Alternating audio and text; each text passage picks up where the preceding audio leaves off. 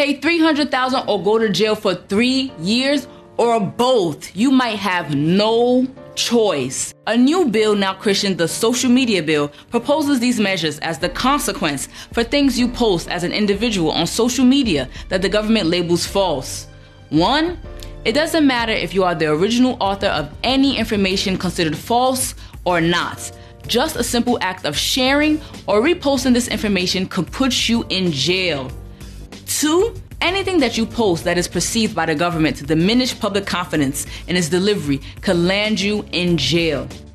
This ambiguous clause could be interpreted to cover criticism of government policy or action, calling for protest, or just ordinary banter. And 3, this law would make it possible for the government to shut down the internet, like any website, blog, or other digital channel at will. Bloggers and social media influencers could spend 2 years in prison or part ways with 150,000 naira if the government decides their posts are false. And it could be much worse.